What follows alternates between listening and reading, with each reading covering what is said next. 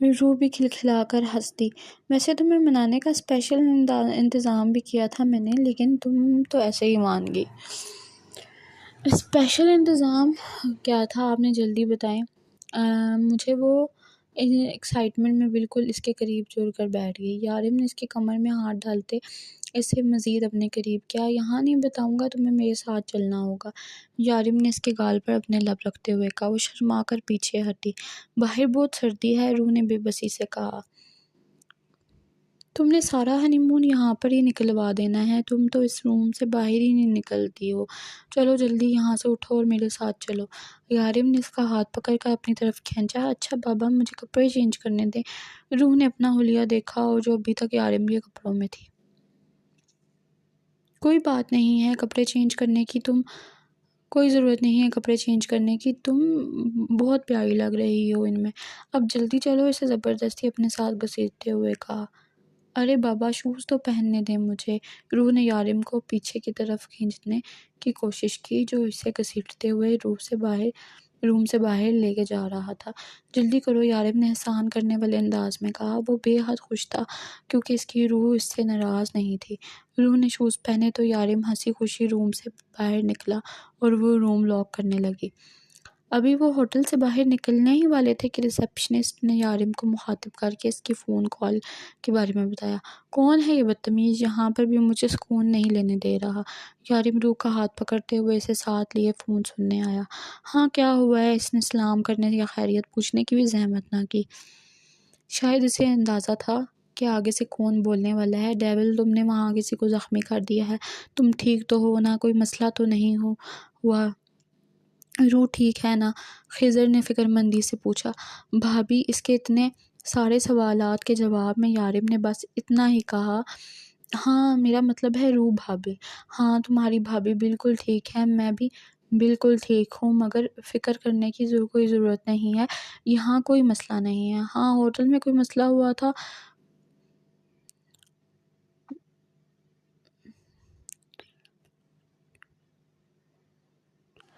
دو rapist یہاں پہ تھے جسی نے ان کی زبان کاٹ دی تھی۔ ضرور کہ کسی کی بیوی کے لیے غلط الفاظ استعمال کیے ہوں گے، وہ آہستہ آہستہ سے کہتا ہوا خضر کو سب کچھ بتا گیا، جبکہ بار بار روح کا اپنے ہاتھ میں اب پکڑا ہوا ہاتھ اپنے لبوں تک لے کے جاتا، جس پر روح شرماتی آگے پیچھے سے بے خبر کچھ سن بھی نہیں پا رہی تھی۔ تمہیں یہ سب کچھ کیسے پتا چلا؟ تم نے کیا میرے پیچھے جاسوس لگائے ہوئے ہیں؟ یارم نے شکی انداز میں پوچھا۔ تم جہاں جاتے ہو ہمیں وہاں کی خبر رکھنی پڑتی ہے، اور یہاں پر بھی کافی مسائل ہو گئے ہیں۔ وہ انسپکٹر آیا تھا، تمہارے بارے میں پوچھ رہا تھا، میں نے اسے بتایا کہ تم روح بھابی کے ساتھ ہنی مون پر گئے ہو تو کہنے لگا کہ شادی کو اتنا وقت ہو گیا ہے تو اب کیوں گئے ہیں۔ یہ انسپکٹر بات کی کھال اتارتا ہے، اور راشد نے دھونا مچا کر وکرم دادا کو اپنے ساتھ کر لیا ہے۔ راشد نے وکرم دادا کے سامنے کہا ہے کہ تم نے اس کے بھائی کا قتل کر دیا ہے، خضر فکر مندی سے بتا رہا تھا۔ تمہیں پریشان ہونے کی ضرورت نہیں ہے خضر، وکرم دادا کبھی غلط بات کا ساتھ نہیں دیتے۔ اب تم فون رکھو، روح بور ہو رہی ہے، یارم نے اس کے شرماتے چہرے کو دیکھتے ہوئے کہا۔ یارم کے اس طرح سے کہنے پر روح کا چہرہ مزید سرخ ہو چکا تھا۔ کیا تم روح بھابی کے ساتھ کھڑے ہو مجھ سے بات کر رہے ہو؟ خضر نے پریشانی سے پوچھا۔ بعد میں بات کریں گے، یارم نے بس اتنا کہہ کر فون رکھ دیا۔ یارم آپ نے گاڑی کب لی؟ روح اس کے ساتھ آ کر گاڑی میں بیٹھتے ہوئے پوچھنے لگی۔ یہی تو مسئلہ ہے جانے من، آپ ہمارے ساتھ باہر نکلیں تو آپ کو پتہ چلے کہ ہم کیا کر رہے ہیں، محبت سے اس کا ہاتھ چومتے ہوئے بولا۔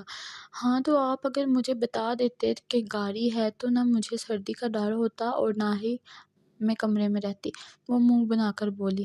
ہاں تو میرا بیبی، تم نے پوچھا ہی کب؟ ویسے بھی تو تم نے تو وہی سے مجھ سے کہا تھا کہ خبردار جو بستر میں گھسے، ہم ساری جگہ گھومنے کے لیے جائیں گے، اور یہاں آ کر الٹا ہی ہو گیا، تم بستر میں گھسی ہو اور میں تمہاری منتیں کر رہا ہوں۔ ہاں تو مجھے تھوڑی نہ پتا تھا کہ یہاں اتنی سردی ہوگی، وہ بھی ہارنے کے موڈ میں بالکل نہ تھی۔ ویسے یارم آپ خضر بھائی سے کیا بات کر رہے تھے فون پہ؟ روح کو اچانک ہی اس کی فون کال یاد آ گئی۔ تمہارے بور ہونے کے بارے میں، وہ شرارتی انداز میں پوچھنے لگا۔ نہیں، آپ کے دادا کے بارے میں۔ آپ فون پر اپنے دادا کے بارے میں بات کر رہے تھے نا، میں نے سنا تھا آپ نے دادا کہا تھا۔ اور روح جتنے سیریس انداز میں بولی تھی، یارم کا کہکا اتنا ہی بلند تھا۔ یہ پہلی بار ہوا تھا جب یارم نے اس کے سامنے کہکا لگایا۔ اوہ میری جان، تم بہت معصوم ہو، اس لیے تو پیار کرتا ہوں تم سے، لو یو۔ وہ گاڑی کی پرواہ کیے بغیر روح پر جھکا تھا۔ یارم گاڑی چلائیں، ایکسیڈنٹ ہو جائے گا۔ وہ اپنا حیا سے دمکتا چہرہ چھپاتے ہوئے بولی، کچھ نہیں تمہارا یارم، تمہیں کچھ نہیں ہونے دے گا۔ تمہیں پتہ ہے میری زندگی کے سب سے حسین دن ہے، ہم ہر سال یہاں آئیں گے اور ایسے ہی رہیں گے۔ ہاں، ہم اپنے بچوں کو بھی لے کے آئیں گے اگلے سال، روح بنا سوچے سمجھے بولی تھی۔ اور پھر جب اپنی بات سمجھ میں آئی تو یارم کو دیکھے بغیر باہر دیکھنے لگی۔ اچھا، تو ایک سال میں تمہارا کتنے بچے پیدا کرنے کا ارادہ ہے؟ بالکل سیریس انداز میں پوچھ رہا تھا۔ یارم دیکھ کر گاڑی چلائیں، اور میرے ساتھ فری ہونے کی ضرورت نہیں ہے۔ ہاں بالکل، اگر تمہارے ساتھ فری ہو جاؤں تو تم بالکل ہی فری ہو جاتی ہو، ہے نا؟ وہ شرارت سے آنکھ دباتے ہوئے بولا۔ یارم آپ بالکل اچھے نہیں ہیں، مجھے نہیں کرنی آپ سے بات۔ وہ اپنا لال اناری چہرہ لیے منہ پھیر گئی۔ وہ لوگ اس وقت کی خوبصورت سڑک پر تھے جہاں پر بہت بڑا بازار تھا۔ یارم ہم یہاں کیوں آئے ہیں؟ سارا بازار ہی بند تھا، تقریباً کوئی دکان کھلی ہوئی تھی۔ آئس لینڈ کے ان شہروں میں سے ایک تھا جہاں پر پلازے اور بلڈنگ نہیں بنائی جاتی، اور اگر بنائی بھی جائیں تو ان کی لمبائی اتنی زیادہ نہیں ہوتی جتنے کہ باقی شہروں میں۔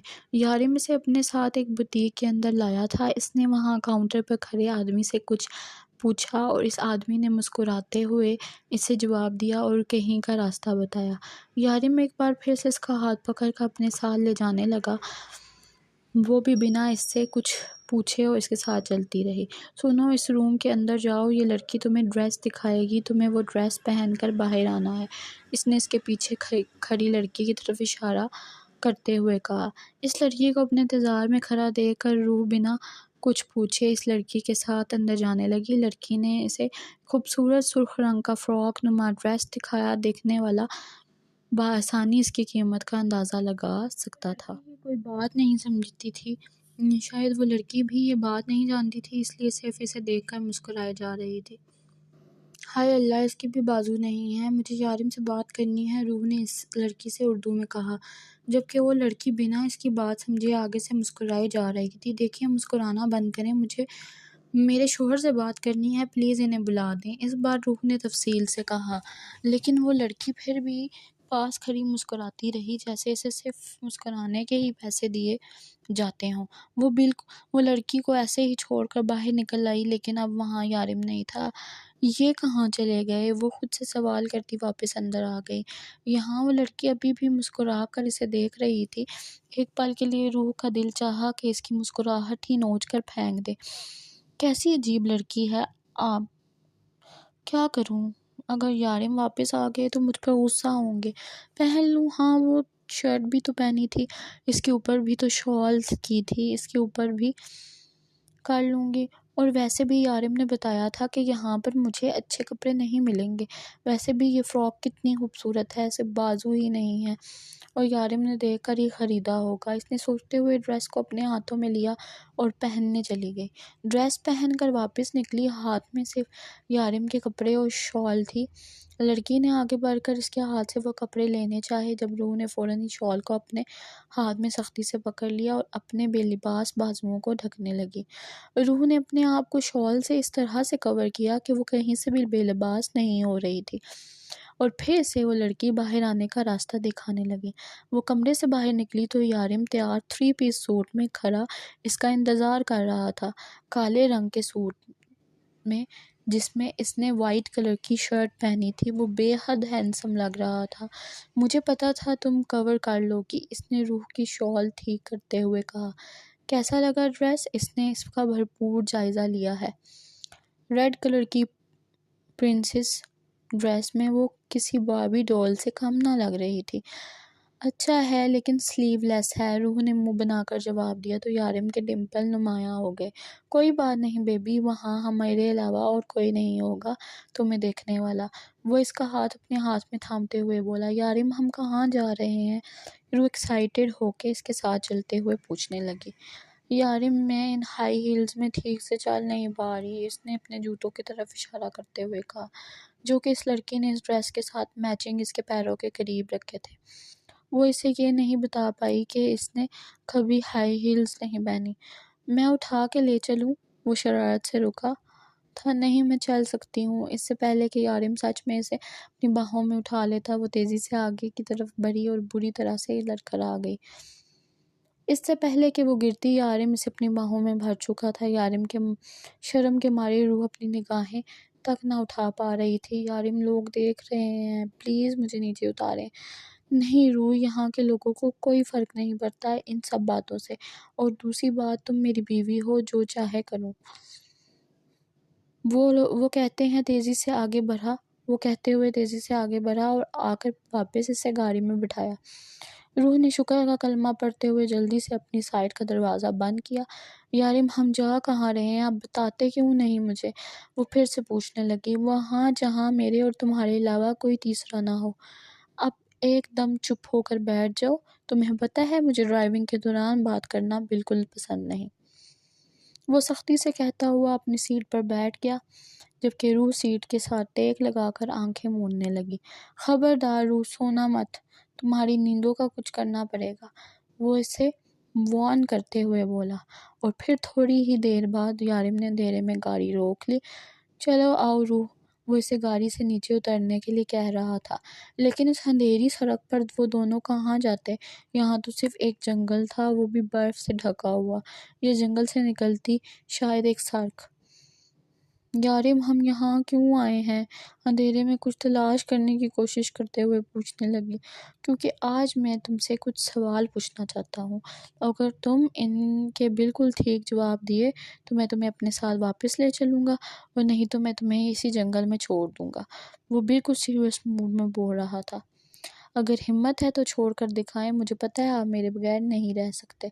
میں آپ سے دور چلی گئی تو یہاں کی سڑکوں پر پاگلوں کی طرح گھومیں گے آپ۔ کیا دعویٰ تھا؟ وہ کچھ ہی دنوں میں سمجھ چکی تھی کہ یارم اسے چھوڑ نہیں سکتا۔ روح، اس نے جذبات کی شدت سے اس کا نام پکارا تھا۔ روح سوالیہ انداز سے اس کے چہرے کو دیکھ رہی تھی۔ I love you so much۔ بالکل ٹھیک کہتی ہو تم۔ اگر تم مجھ سے دور ہوئی نہ تو میں واقعی ان سڑکوں پر پاگلوں کی طرح گھوموں گا۔ فی الحال تم نے میرا پاگل پن دیکھا ہی نہیں، میں سچ میں تمہارے بغیر نہیں رہ سکتا۔ مجھ سے کبھی دور تو نہیں جاؤ گی نا؟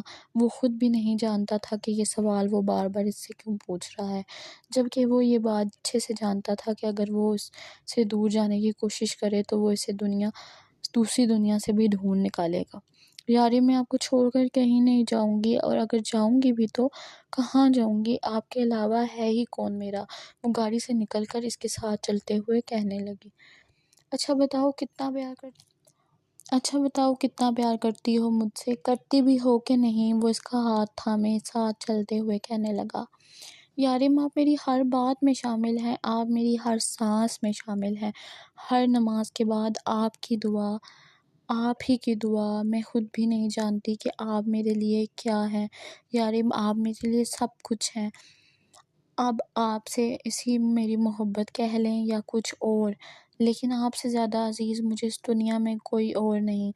جب آپ صبح کام پر جاتے ہیں تو میں سارا دن آپ کا انتظار کرتی ہوں، اور پھر جب آپ واپس آ کر وہ شرمائی تھی۔ یارم کے ڈمپل نمایاں ہوئے۔ وہ اپنے شوہر کے سامنے اپنے ہی شوہر کے سارے دن کی بے تابیاں بیان نہیں کر پاتی تھی۔ جانتی ہو روح، میری ماں کہا کرتی تھی، اگر کسی شخص کی محبت آپ ہر نماز کی دعا بن جائے تو سمجھ لو وہ محبت عشق بن کر آپ کی روح میں اتر چکی ہے۔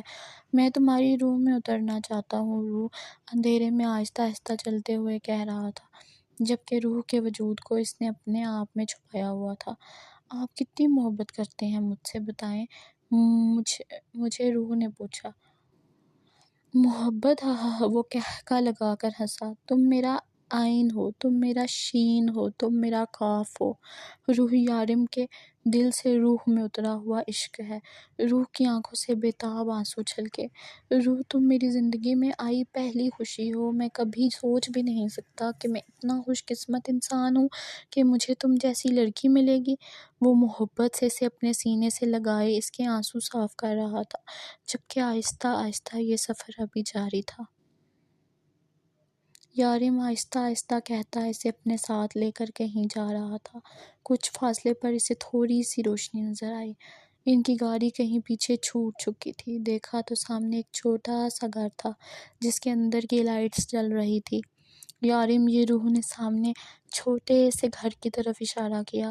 ہاں میری جان، اب تم نے اگلے سال میں ہمارے بچوں کے ساتھ ہی آنے کا پلان بنایا ہے تو میں نے سوچا ان کے لیے گھر بھی تو ہونا چاہیے۔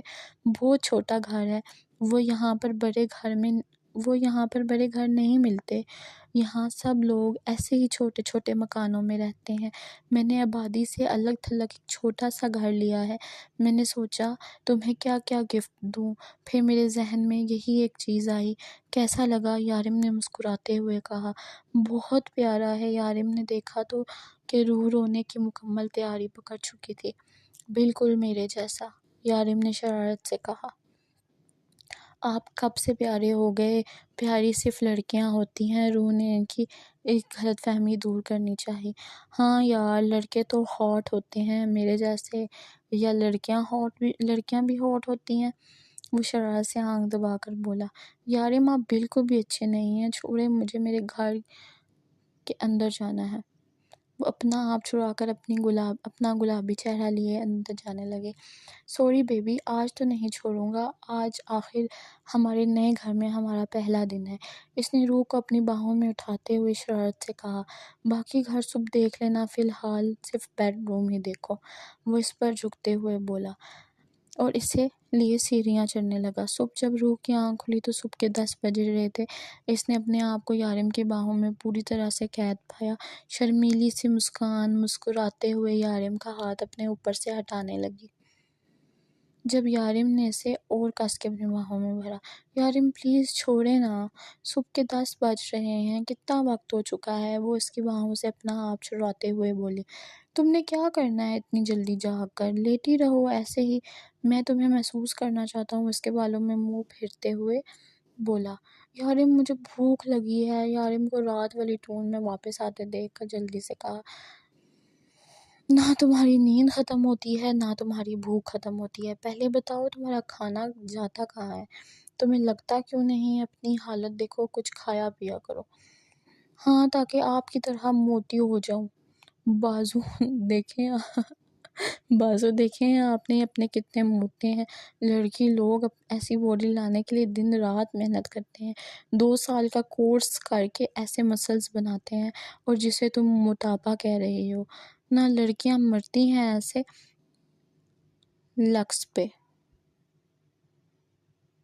ایسی لکس پہ۔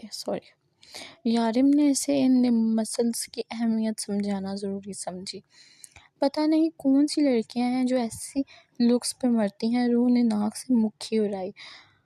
مطلب تم نہیں مرتی میری لکس پہ؟ یارم نے اپنی توپوں کا رخ سیدھا اسی کی طرف کیا۔ ہیلو، منہ دھو کر رکھیں، مجھے آپ کی لکس سے کوئی لینا دینا نہیں ہے، مجھے تو بس آپ کے یہ ڈمپل تھوڑے سے اچھے لگتے ہیں۔ روح نے اس کے گال پر انگلی رکھتے ہوئے کہا۔ تھوڑے سے؟ یارم نے اس کی نقل اتاری۔ ہاں بالکل تھوڑے سے، باقی آپ بالکل بھی اچھے نہیں ہیں۔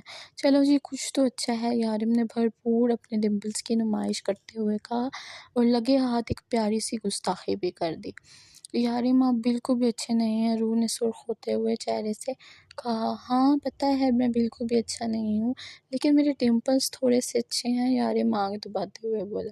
چھوڑیں مجھے میرا گھر بھی دیکھنا ہے، اس سے اپنا آپ چھڑاتے ہوئے جلدی سے اٹھی۔ یارم باہر برف گر رہی ہے لیکن یہاں تو بالکل بھی سردی نہیں ہے۔ وہ سیڑھیاں اتر کے نیچے آئی تھی جہاں شیشے کی بڑی سی دیوار کے باہر برف گر رہی تھی۔ وہ جلدی سے سیڑھیاں چڑھ کے واپس بیڈ روم میں آئی اور یارم کو بتانے لگی۔ یارم نے مسکرا کر اس کی ایکسائٹمنٹ دیکھی۔ میں تو پہلے ہی کہتا تھا جب برف گرتی ہے تب زیادہ سردی نہیں محسوس ہوتی۔ ہاں لیکن برف گرنے کے بعد وہ بہت سردی ہوتی ہے۔ اس لیے احتیاط ضروری ہے۔ یارم نے اس کی شال ٹھیک سے اس کے کندھوں پہ پھیلاتے ہوئے کہا، اس نے ابھی تک رات والی ڈریس پہن رکھی تھی۔ میں ابھی تھوڑی دیر میں ہوٹل جاؤں گا اور وہاں سے آتے ہوئے تمہارے لیے کچھ ڈریسز لاؤں گا، اور یہاں پر تم کسی بھی قسم کے ڈریس پہن سکتی ہو کیونکہ یہاں میرے علاوہ اور کوئی نہیں ہوگا۔ ہم اگلے 5 دن یہاں رکیں گے، پھر واپس دبئی جائیں گے۔ یارم نے اسے اپنے قریب کرتے ہوئے بتایا، یارم اگر ہم واپس ہی جانے والے تھے تو آپ نے گھر یہاں کیوں خریدا ہے؟ روح نے حیرانگی سے پوچھا، کیونکہ ہم ہر سال یہاں چھٹیاں منانے آئیں گے میری جان۔ اب ہر سال ہم ہوٹل میں تو نہیں رہ سکتے نا؟ یارم نے پیار سے اس کے بالوں کو چھیڑتے ہوئے کہا۔ یارم آپ کے پاس کیا بہت پیسے ہیں؟ وہ تھوڑی کے نیچے ہاتھ رکھے پوچھنے لگی۔ ہاں بہت، کیوں تمہیں کچھ چاہیے کیا؟ وہ مسکرایا۔ مجھے لپسٹک لینی ہے، روح نے جلدی سے فرمائش کر دی۔ یارم قہقہ لگا کر ہنسا۔ روح تم لپسٹک کے لیے مجھ سے پوچھ رہی تھی کہ میرے پاس کتنے پیسے ہیں، اس میں ہنسنے والی کون سی بات ہے؟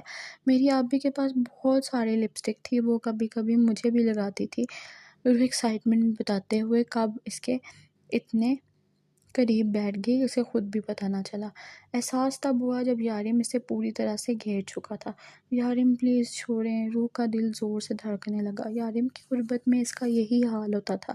اس نے اپنا آپ چھڑوانے کی ناکام کوشش کی جب یارم نے اس کے لبوں پر اپنے ہونٹ رکھ کر اس کی مزاحمت کو ناکام کر دیا۔ نہیں مجھے کہیں نہیں جانا، یہیں رہنا ہے، مجھے ابھی آرام کرنا ہے، روح نے اسے فیصلہ سنایا۔ لیکن روح تم یہاں کیسے رہو گی؟ میں تمہیں اکیلے چھوڑ کر نہیں جا سکتا، میں اپنے گھر میں بھی اکیلے نہیں رہ سکتی۔ یارم کچھ نہیں ہوگا مجھے، کیا ہو گیا ہے آپ کو؟ میں اوپر رہوں گی، پلیز اس وقت بالکل سفر نہیں کرنا چاہتی۔ نہیں روح، یہاں خطرہ ہے، یہاں جنگلی جانور ہیں، میں تمہیں اکیلے نہیں چھوڑ سکتا، نہ جانے مجھے کتنا وقت لگ جائے۔ یارم کسی حال میں اکیلا چھوڑنے کو تیار نہ تھا۔ اوہ میں باہر نکلوں گی تو جنگلی جانور آئیں گے نا، اور ویسے بھی جنگلی جانور رات کو آتے ہیں، آج تو اتنی روشنی ہے یہاں، اب پلیز آپ جائیں، اگر آپ لیٹ ہو جائیں گے تو پھر واپس کیسے آئیں گے، اور پھر آتے ہی میری نیند کے دشمن بن جائیں گے۔ روح جلدی جلدی بولتی اپنی زبان دانتوں کے نیچے دبا گئی۔ اس کی بات سن کر یارم کی ڈمپل نمایاں ہوئے۔ ٹھیک کہہ رہی ہو تم، جلدی جاؤں گا تو جلدی آؤں گا روح، کیونکہ واپس آ کے مجھے تمہاری نیند کا دشمن بھی بننا ہے۔ وہ شرارت سے کہتا ہوا اٹھا، اور دروازہ اندر سے ٹھیک سے لاک کرو، اور جب تک میں نہ آؤں باہر مت نکلنا، یہاں دور دور تک کوئی نہیں آتا جاتا، خیال رکھنا اپنا میرے لیے۔ محبت سے اس کا ماتھا چومتے ہوئے بولا اور باہر نکل گیا۔ اس کے جانے کے بعد روح نے پورا گھر دیکھا جو کہ وہ صبح ہی دیکھ چکی تھی۔ گھر کی سیٹنگ ٹھیک نہیں تھی جو کہ اس نے خود اپنی مرضی سے کرنی تھی۔ تھوڑی دیر کے گھومنے پھرنے کے بعد اسے پتہ چلا گھر میں ہر جگہ ہیٹنگ سسٹم لگا ہے،